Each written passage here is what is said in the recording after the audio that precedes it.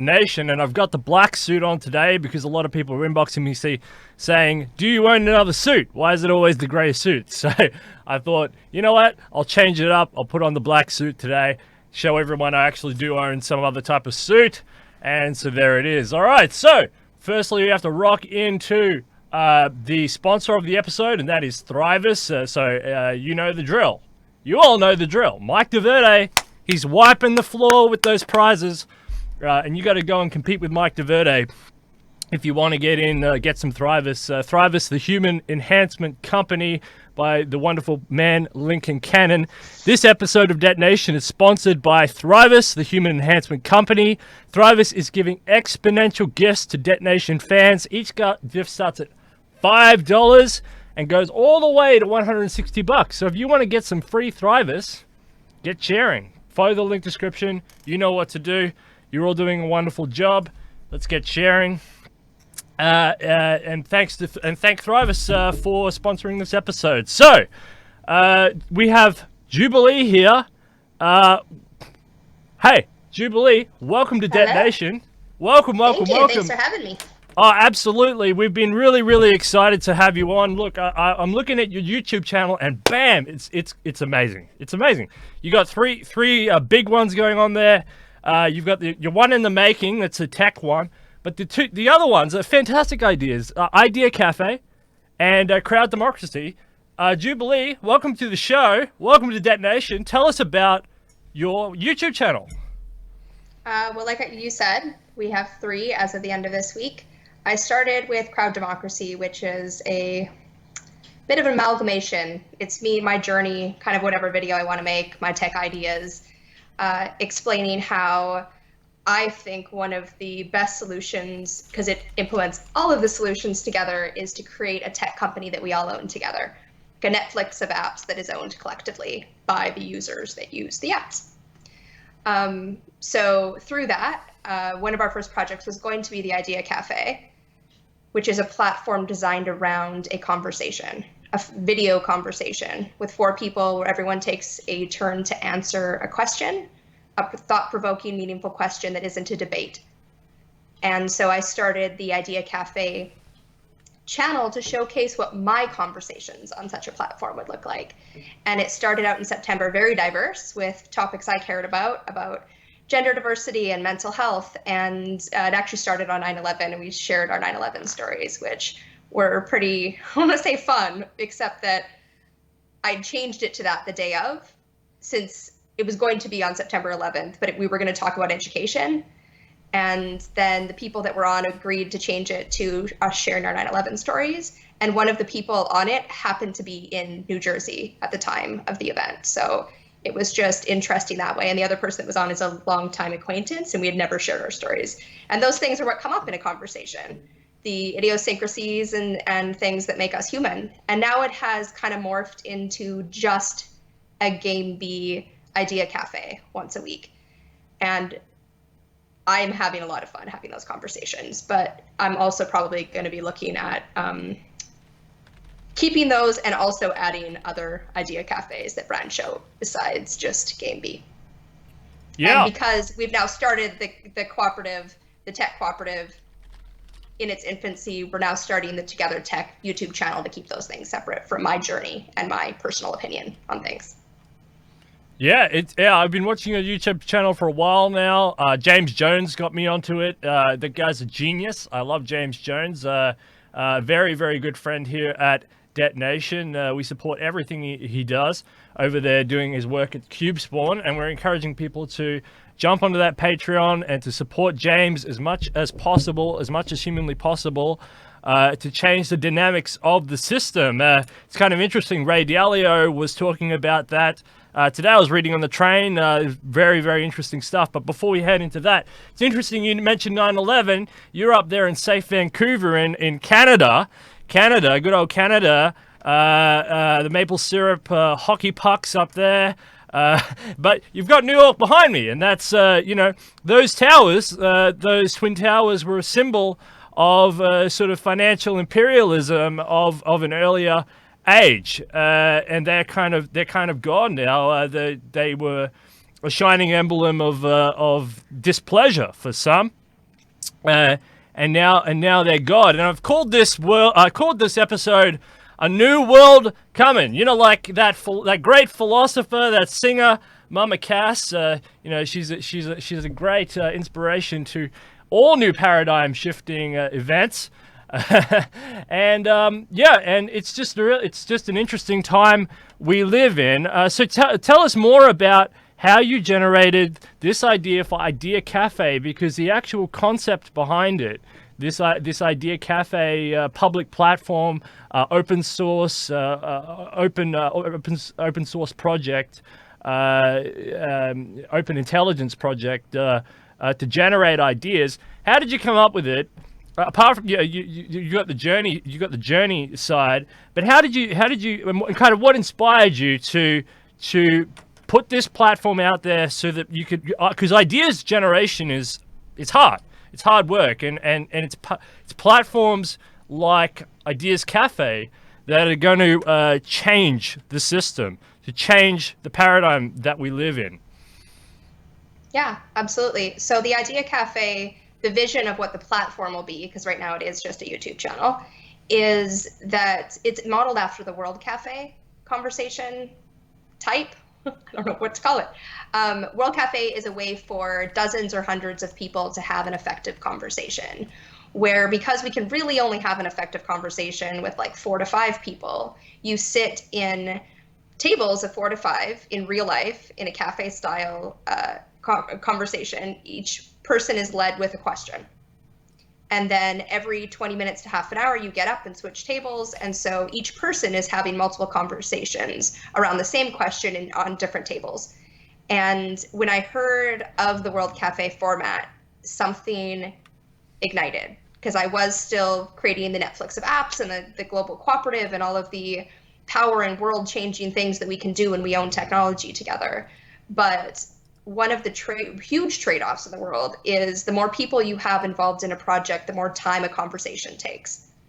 And so to be able to find technologies that allow each individual to have a space to speak and be heard, and yet there is a greater conversation going on, I think is a platform that can easily change the world. Our current social media is very divisive.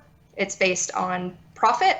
So the more that we can be at each other's throats and the longer we're there clicking on the next, I forget which hormone it is that you get off of social media. Oxytocin? Nope, that's the love hormone. That would be good. Let's get the oxytocin one going instead. Dopamine. I think, yeah, dopamine. Yeah, so if we could tap into oxytocin instead of dopamine, if we could actually, and that's what happens when you're having a conversation with somebody, you fall a bit in love with them in a different way than when you're debating and trying to get your point across. And especially if the questions themselves are designed to get that piece out of them, there's just so much that can happen. And if that's in everybody's life, if you can log on and talk to anyone on your schedule about a topic that's meaningful to you, and then from that space of having that social media platform, we can create the tools to actually have projects come out of the ideas that are generated in the Idea Cafe. Yeah, and I like how you mentioned this and you tie this in with the social media landscape, because that was kind of my next question. I was going to lead there, and I was going to say, how is this sort of different from a social media platform? But you kind of answered it in the fact that social media platforms have been set up as this attention deficit disorder type platform that's made to sort of stimulate dopamine effects through notifications and constant stimulus by scrolling through a newsfeed, and it becomes increasingly hard to actually be productive. Now, my Facebook account went down, and so I had a month break from Facebook. I only use it as a work platform anyway, but it's quite an extensive amount of time that I have to spend on that platform, even when I'm disengaged. But you do find it. I've seen people call it a blue hell, and it is a blue hell because it is a time suck, and your productivity can collapse under its weight. So I do like this notion of more stimulus isn't necessarily good because it's based on productivity. And I tell you, the financial system that we have in this world today, one of the reasons, I'm against not all debt, but a lot of debt in the global system is because when you pump your country up with a lot of debt, your productivity falls. And this is the same thing on these social media platforms. You stimulate your brain with a lot of dopamine or a lot of different stimulus. You're not going to get very good ideas. You're not going to be able to manage a single idea. I mean, it's supposed to be a platform for networking between friends and family and loved ones. It's not supposed to be a platform for trying to, generate ideas as so much, although that is an offset of what it does. But a lot of those ideas are very kind of non-productive in many ways because it's a lot of people squawking at each other. And, a smart politician like Donald Trump using a Twitter feed can take over the world, like he can take over the Republican Party by annoying people on Twitter. He could take over the United States by annoying people on Twitter. And, different politicians have had the same ideas, so everyone's trying to busily run around and strengthen up their Twitter accounts or their Facebook accounts because they're great places, to divide and conquer, to stimulate squawk. And there's not much productivity, there's not much ideas growth, there's not much of an intellectual platform. Of course, you get these little spin-offs like LinkedIn or some other specialized platforms, but again, they lack the sort of face-to-face experience, which is actually another diminishing feature of our society. It's all becoming avatar world. Everything is avatar driven. The face-to-face contact is falling out, and this is where you swoop in. This is where Idea Cafe swoops in, and this is why I like the idea of Idea Cafe, because it's back to face-to-face interaction with a problem set on the table and then trying to work through that problem set, and they kind of like speed dating. You move on after a certain set of time, and you reset for a new problem, and you try and work out solutions with that. And everyone who brings their different experiences, their different knowledge sets. You're a biologist, right? My degree, yes, is in genetics and ecology with a minor in economics.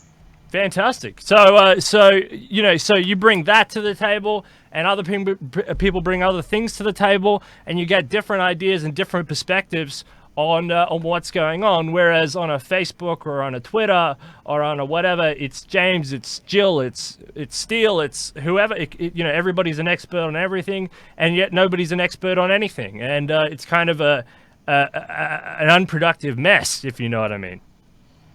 Absolutely. There's a lot of, what came up for me you were talking was this concept of current social media is very broadcast, right? We both have YouTube channels. The point of a YouTube channel is to get subscribers and have them commenting and have them sharing it. And that we're getting from that what we're getting, that there's a tiny group of people who have the most voice and the most power. And most of us don't have a lot of subscribers. We don't have a lot of people to have that connection and communication with. But with a platform that's designed to actually help you make those connections and create community, then it goes from being a broadcast social media to being a truly interconnected one, where it doesn't matter. You don't need to first go out and market yourself. You just need to show up and bring your experience to the table. And that is enough, whether you have a degree or not, right? There could also be offshoots that are experts having these conversations, right? If you also want to talk to other people who understand science as deeply as you do or economics as deeply as you do, you can find those people, but everyone is invited to the table. There's a space for everyone. Yeah, that's fantastic. It's kind of this decentralized idea. So the other one is crowd democracy. Yeah. So tell us a little bit about that. Tell us about the channel. That is, as of the end of this week, Together Tech, like I said, is moving off of it. So it is just my journey towards creating a world that works for everyone and following my internal guidance to do that. I can't necessarily explain how that's going to work. It's just going to unfold on the channel because it's already proven itself to me. And so it's kind of a place where I get to look a little bit like a crazy person until I don't. Like I get to look like the person who's like, the apocalypse is coming, the apocalypse is coming, except the opposite of that. The protopia is coming, the protopia is coming. And as people join me and as we create it and the snowball rolls down the hill and gets bigger and bigger, it's going to prove itself. And then also I am having so many amazing conversations right now with people in the Game B space, in the world changing space, conversations like this that aren't on other people's YouTube channels. And so it's a space for me to record it and post them if the other person in the conversation is comfortable with that. So I record it and then we decide together whether it's going to remain private or go public. Fantastic. Well, that's really cool. All right, so let's talk a little bit more about your philosophy, the protopia, as you just mentioned.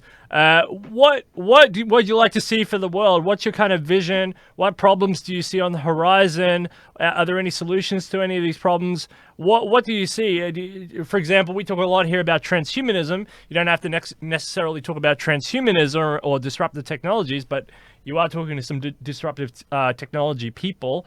So I'm just interested in what your type of philosophy is.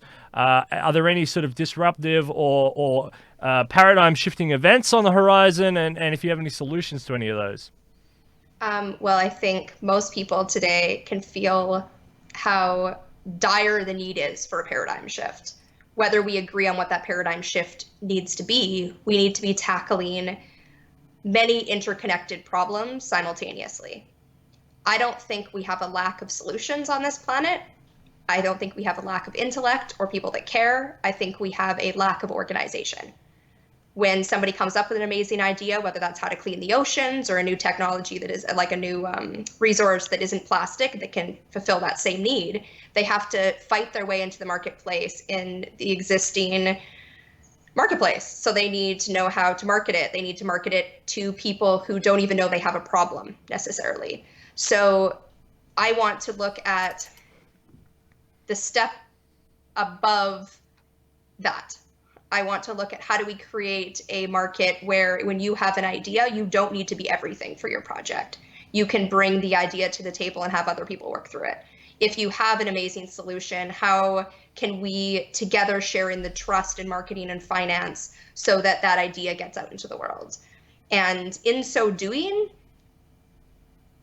like I said, when this thing starts, it starts in snowballs, and it'll be very obvious, and everyone can come on board when they feel ready to come on board. And I feel like this is what happens on my YouTube channel as well, is I get talking about 5 things at once in my head, because I am ADD, and it's where all the ideas come from, but it's hard to communicate them to somebody else in a linear fashion.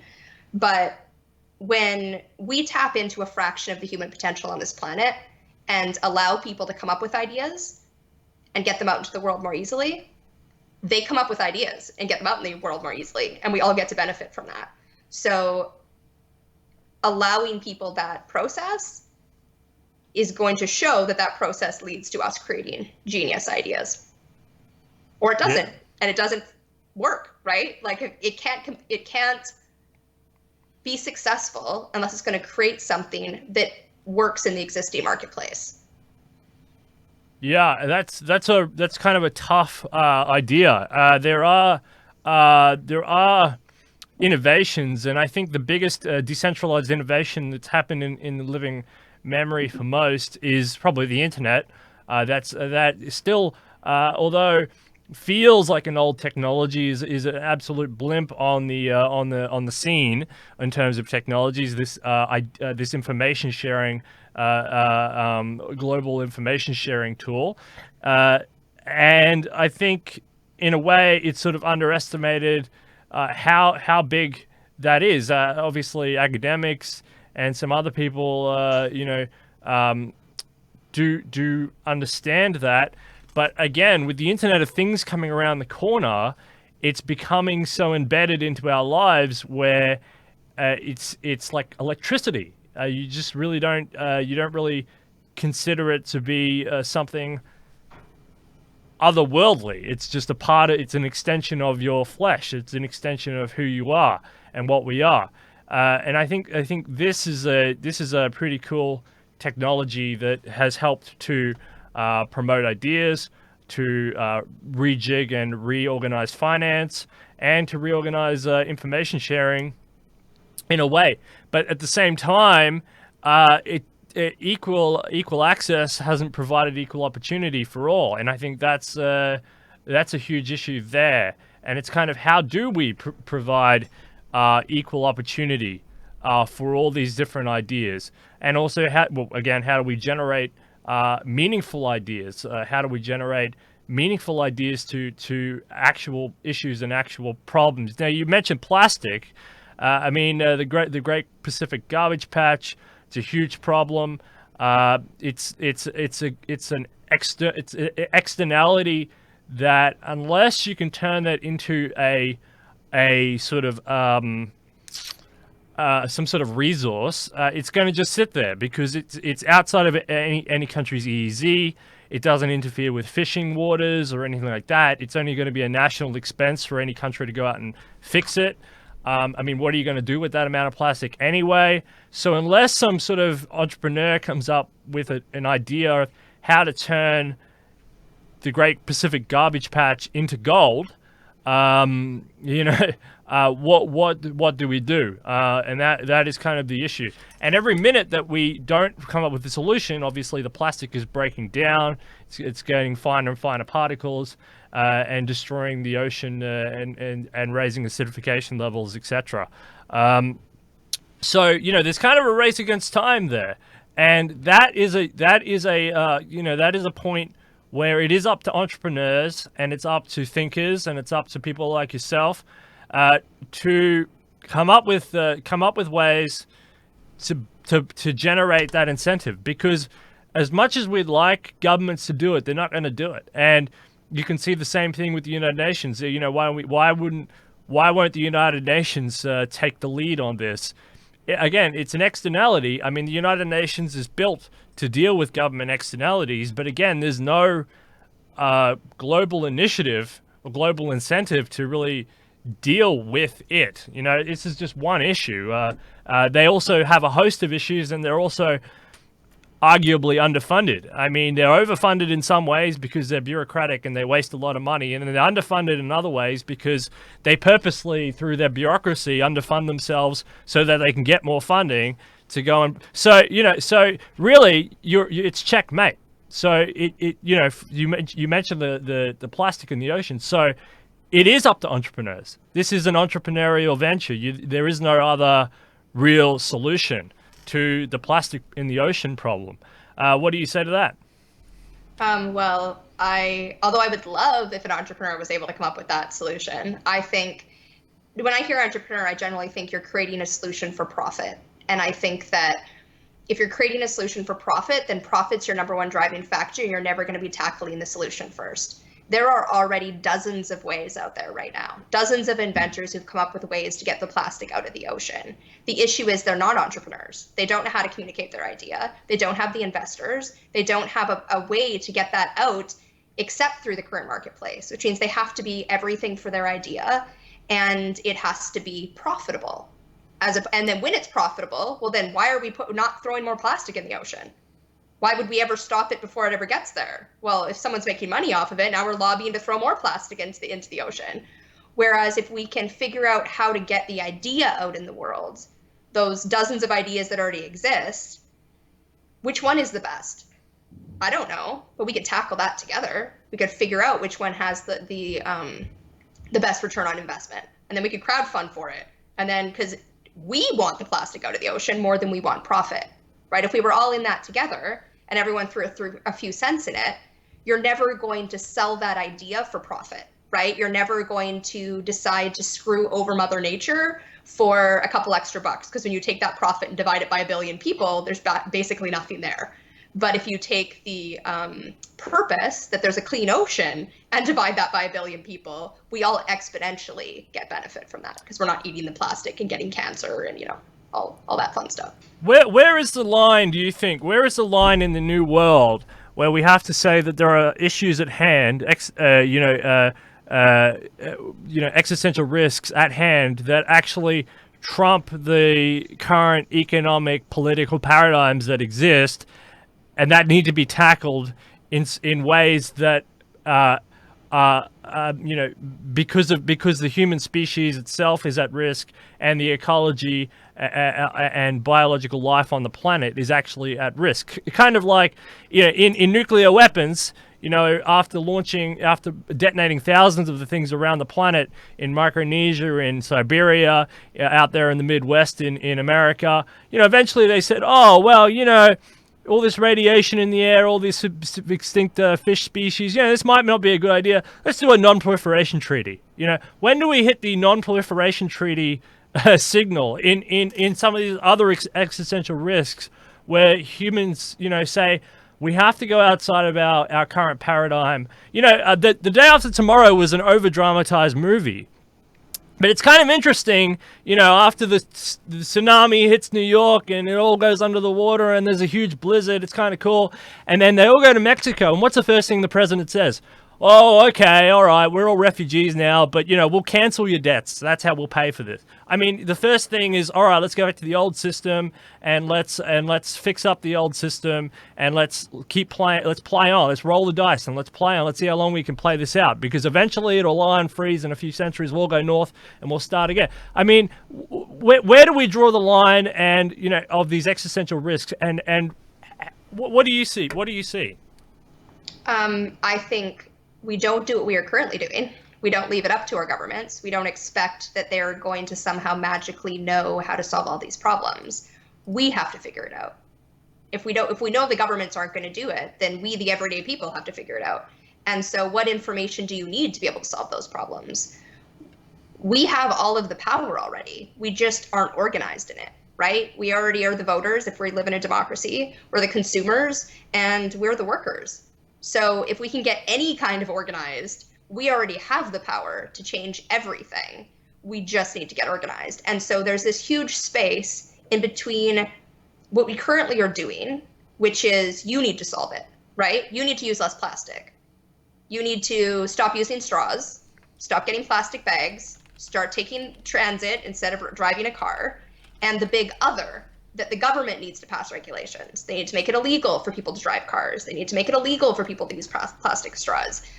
There's this huge space in between that, which is, how do we solve it together? If you want to use a plastic straw, making it illegal to use one hurts people who have disabilities. Making it all up to the individual or up to the big other doesn't really solve the problem. Whereas being able to get together and discuss ideas, discuss what does work for you, what would you be willing to try, and then making those solutions available to the poor.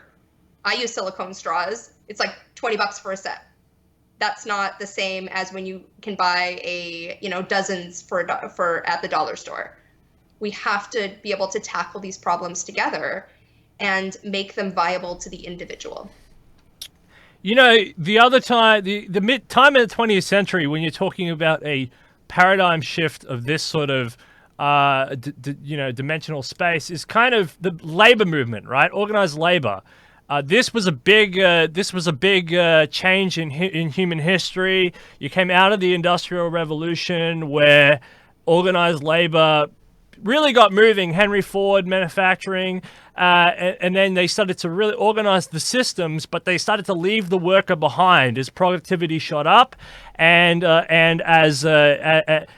safety standards and health standards and hygiene standards and workers' rights and superannuation or the pension and compensation, etc. That was all being left behind as productivity shot up. So organized labor was a huge deal in the 20th century, which people hardly remember anymore, but it was huge. We all have labor laws now, which, you know, people differ in here and there about it, especially in the West.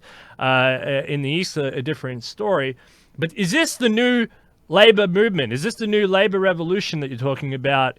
Is this the paradigm? Is this the organized labor you're talking about? Well, Richard Wolff talks about, do you know Richard Wolff? On YouTube, he talks a lot about worker cooperatives.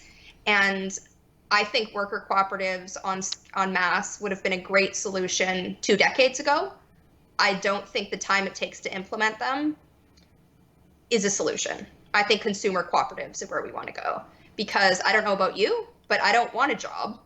I want a meaningful purpose to my life, and I want resources met, and I don't want those two to be tied together. So the government solution, the best solution we can think of is universal basic income, which I would vote for it for sure, but I don't think it actually tackles the problem, because where's that money coming from? It's coming from debt, it's just not going to be a solution. Whereas working together, we can actually meet our needs together. So how do we get fed? Well, 10 people working together can grow a garden. 10,000 people working together can grow all the food that we need for those 10,000 people. And so creating a space for these solutions to be solved between that individual, it's all up to you, and the big other, please pass all the laws and make it mandatory to solve this problem in the way that I want it solved. Yeah, makes sense. So, I agree. Worker cooperatives, probably not a good idea, analyzing the scenario of the Soviet Union, but consumer cooperatives, tell us more about this idea, changing the incentive structure of how people spend money. Well, consumer cooperative, every credit union is a consumer cooperative. So it's the people who buy the service or product who are the owners of the company. And in almost all cooperative models, it's one person, one vote. So in a worker cooperative, everyone has equal vote on what are you pricing your product at, how many vacation days, how do you decide who has more hierarchy.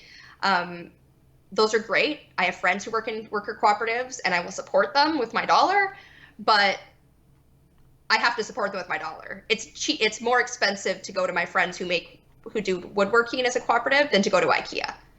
As consumers, like, you can only work in one location, generally speaking, unless you're doing all of this Uber and Airbnb and, all of the, I can't remember what it's called, the like make work economy, get paid less than minimum wage to do work in your spare time economy. But a consumer economy, there's a lot of division between when you make a product and service, you have different needs than when you buy a product and service. When it's a consumer cooperative, those needs are much more matched. So creating a technology user cooperative where we own our version of Facebook, we own our version of Google and YouTube, means that we create the rules for the platform in a way that we benefit from it, and we're sharing in that. Yep. So another way that I really enjoy is using existing tools to fight these companies in their own way. So, for example, you get a company like Coca-Cola, right? One of these horrible companies like Coca-Cola, ruins your teeth. The enamel comes off your teeth. They bottle water like mad and sell it in vendors around the place. It's not too bad in disaster zones, but it just ends up in the Great Pacific Garbage Patch like we're talking about. And they rip off their workers left and right. So there's actually a bank called Karma Bank. It was one of these kind of anonymous type enterprises started by a bunch of hedge fund guys. And what they do, and I found the left is illiterate on these ideas, because the right gets it. The right makes money. They kind of they do business well and stuff, and they're kind of vultures, and they kind of pounce at these opportunities because it's an opportunity to make money. You tell the left, I talk to the left all the time, man. I tell the left these ideas, and they go, "Oh, you can't do that." Anyway, so how it works, it's really kind of cool. So you get almost a consumer cooperative, but you get a campaign. You fund a campaign, say, let's boycott Coca-Cola, for example. And you get enough people boycotting Coca-Cola that you actually knock their share price a few points in the negative, right? On whatever exchange they're on. So they're on their exchange, they go in the negative, and you get these big hedge funds, these multi-billion dollar, multi-$100 million whatever hedge funds to place bets on the negative in the options market, for example. So when all these consumers boycott this company, setting aside injections from government or whatever else they're doing to artificially or taking on debt through negative interest rates or whatever to boost, or stock buyback options, for example, to boost their own company's profits, they can do multiple things to make sure they're their stock goes up. But if you get a worldwide boycott of, say, Coca-Cola or BP or Shell or some big bank or Facebook or something you don't like, these hedge funds place negative bets, so they and then in the options market, and then when it drops, they make money, and then you throw that money into a sort of a war chest and do it again and do it again and do it again, and so each time you make more money, you throw more money at more campaigns to sink these big companies, and it's a self-perpetuating cycle that was come up by Max Kaiser and Anonymous and a bunch of hedge fund guys to make a whole lot of money off big bad companies, JP Morgan and such. What do you say to like these little financial arrangements? Would you fight fire with fire, or you don't like the idea? I mean, I'm for whatever works. So try it with a few, see if it works, and see if we can get rid of Coca-Cola. But I have a different strategy, which is because it's a consumer cooperative. If you want to buy Coke because you think it's delicious, buy Coke. But tell us you're buying Coke, and eventually we get to the point where we create our own cola product. You're only going to buy it if you think it tastes better, but it has, and instead of that money going to the shareholders of Coca-Cola, it's going to have less impact on the environmental cost and the social human cost. And so we can recreate the means of production on all of the existing products that we use. And then Coca-Cola goes out of business because their shares, although that is important, that's how the stock market works, it's not actually kind of how they're making money, right? There's people buying Coke. So the boycott part is great, but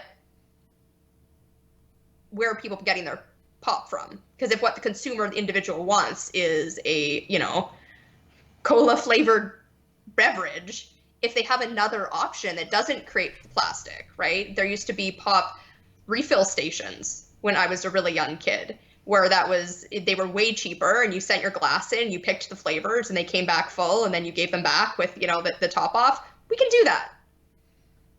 We can create cooperative, consumer cooperative systems that for the consumer, it's cheaper, more convenient. For the planet, it's better. For the social impact, it's better. And when people have that as an actual option, if it's actually better than Coke, they're not going to pick Coke. You don't need to shame them into boycotting Coke. Just give them a better product than it. What about this idea? Another idea is localized economies. So regional economies and local economies. Now, I think this is why we both like James Jansen, over there at CubeSpawn. This is a great idea for local manufacturing. But what about, in the since Bretton Woods, since the establishment of Bretton Woods, the United States Navy has been patrolling the world and generating the conditions for global trade. Now, it's led to an era of unprecedented global economic peace. I mean, if you go prior to the United States dictating that the world must trade, I mean, you had World War II, you had World War I. That was the reason that they could do it, because World War II wiped everybody out, and America was the United States was the only player left. But you had World War I, and then before that you had Napoleonic Wars, and you had all the way back through all the mercantilist times, which were actually really horrible for the world. That was an era of colonization and mercantilism, and the high seas. It was just grab the resources and take them back to the principal states. What about local trade? I mean, Bretton Woods is coming to an end. It's running out of steam now, and America doesn't have the will to patrol the global oceans anymore. Are you excited for local trade? Because that will mean less ships on the ocean, regardless of what CubeSpawn wants. The global trade will start to break down. You're going to get less transfers of, but you'll still have, some raw materials and some essential goods, for medicines and some other stuff are going out. But even that, with these 3D printed medicine, medicine manufacturing, even that will take a hit. Local manufacturing, what do you think? This is why CubeSpawn is such an important idea, especially, and so is 3D printing in a way as a disruptive tech, because you're gonna end up with things like the plastic in the ocean becoming a resource, or you're going to go to the garbage tip or garbage dump or whatever you guys say in Canada around the corner, and you're going to be harvesting all those materials because you're not going to have a choice. But what local manufacturing? You excited? Absolutely. I love the Cube Spawns idea. I want James Jones' vision to exist. I think there is, we want local manufacturing, but there's a trade-off between, until Cube Spawn exists. Like, for instance, if we're making our own pop, right? In every individual city and village is making their own. They probably had the glass made somewhere else and shipped there, but then that local city is going to use that glass there, and they're not going to ship it to China and then back, and then China and back, and recycle it there, and then get it made into something else and shipped here. But maybe the syrup that makes the pop is made in one central factory. It depends on what is the economies of scale that's going to give us the best numbers, right? What is the least carbon footprint? Because if the carbon footprint translates directly into dollars, if where it makes sense to do local, we do local, and where it makes sense to do centralized, we do that. And you do it based on, well, how big does the factory need to be, right? Right now, every individual company has to solve these problems with supply and demand and marketing and finance. And it's us, the consumers, that are paying the highest price. When they get together and they're in cahoots and they have monopolies, we pay an even higher price. But when we get together and we create a cooperative, we get the best of both worlds. We get to have the efficiencies of one company running things. The diversity of, like, that doesn't mean there's one Coke. You can have multiple, you can have open source recipes, right? And order your own. If you have 3 different versions of Coke, why not? There's no problem with that. But we can pass the savings of a monopoly on to the consumer. Yeah, it's kind of interesting. I mean, the economic system that's in the world today exists because of currency. You want to try and get on the right side of the currency risk. You want to get the cheapest labor cost. You want to get the cheapest manufacturing cost. And sometimes that's cheaper to do it by putting it on a ship. So, like you said, it starts in Mexico, goes to China, goes back to Mexico, go back to China. And I mean, some of these products can have a really long life of getting shipped around all around the world because of what people should term cheap energy, which is the oil boom of the now. I mean, oil's come down again. You wouldn't know it if you went to the petrol station. I tell you, I don't know how people do it. I'm looking around the corner here, and it's 173 cents to and oil has never been cheaper in the modern times right now. I don't know what's going on. There must be gouging or something going on around the corner here, because oil is so cheap right now, especially with the coronavirus pushing down all the manufacturing costs. I don't know why petrol prices are this high. I read the reports all the time. They should not be this high. But anyway, cheap oil has been the sort of the lubricant in a way of how these products have such long lifespans, are so inefficiently produced, chasing currency risk, chasing speciality, which country specializes in what, and it leads to a sort of liberalism is a nice idea in terms of the economic liberal theory. I mean, again, it's been an unprecedented time of world peace in theory, but it's come at an environmental debt. It's come at a debt to the planet, and it's running out. And the debts are coming to due. And what we've seen, in my country here, you've got record wildfires. The size of England just got burnt out. 1 billion animals dead or whatever. And I mean, up there you're having arguments about the tar sands, right? I mean, this is the should we build the pipeline or not? This is the big debate. This is should they or not? And I mean, this is kind of why people say, oh, we're at the fires. I mean, look at Canada. They're going to rip out the size of England to build the tar sands. What's the point of talking about the fires if there's an economic project on the other side of the world it's just as destructive? It doesn't make sense. But anyway, look, it's cheap energy that has been contributing to underwriting these costs, and that cheap energy we haven't hit peak oil. The peak oil thing seems like it's going to be pushed off even further than predicted. The Earth is much larger than people think. There's more oil in the ground than people think, and the fact that shale, they've now got shale oil down to a T, where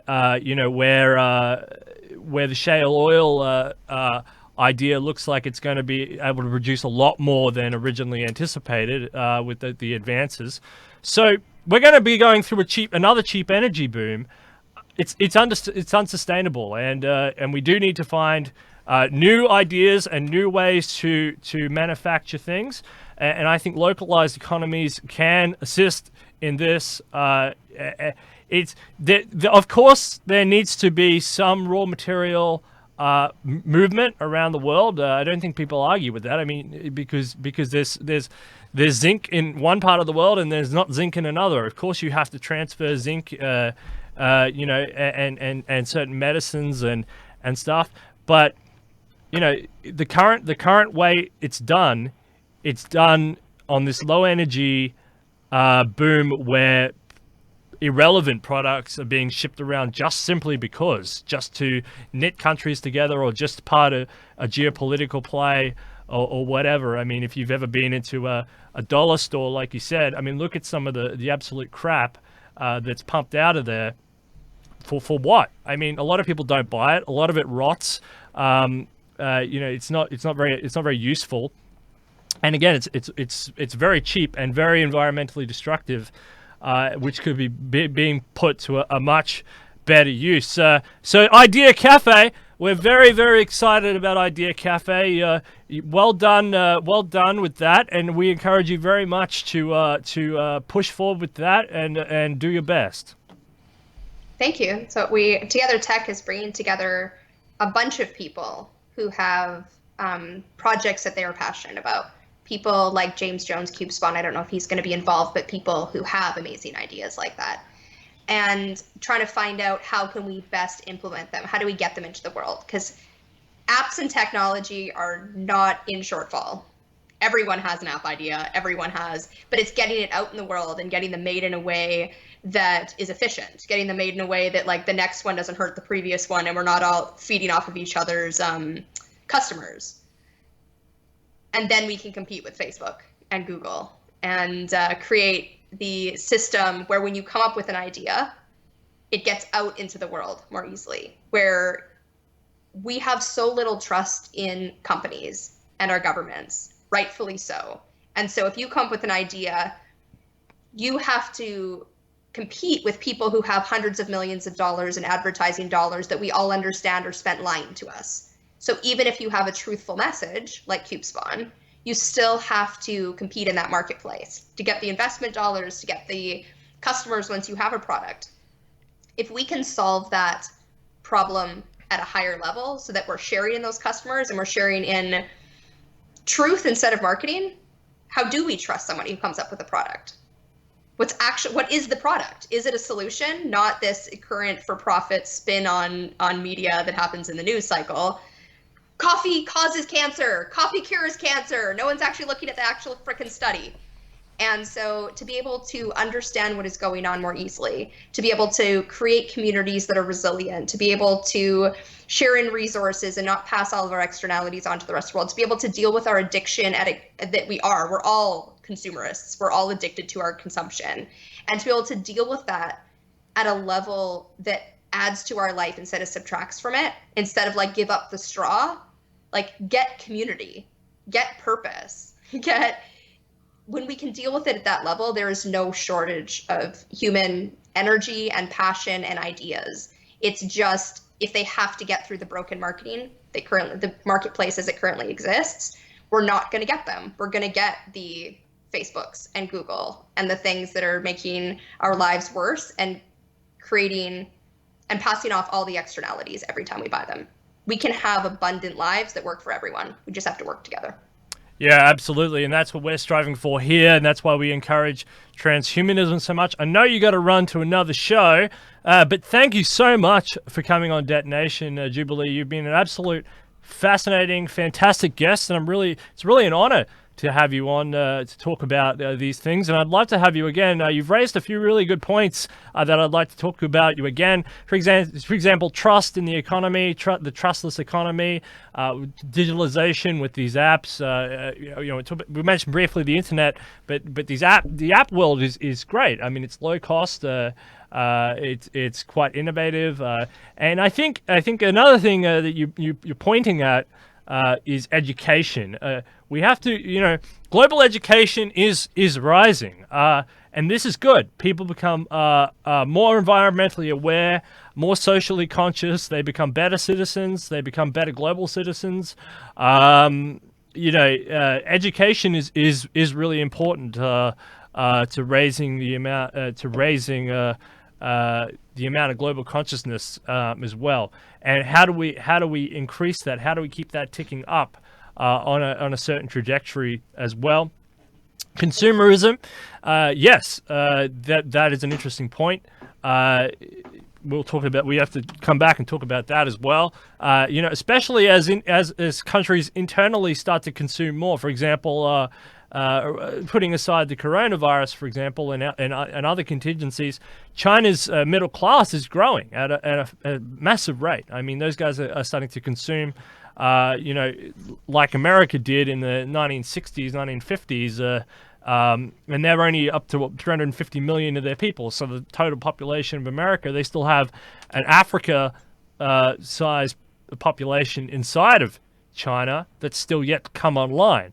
I mean, education is great because it's going to be difficult because on one hand, the IMF, the World Bank, and everybody says we have to allow those incomes to rise in order to maintain certain peace and prosperity.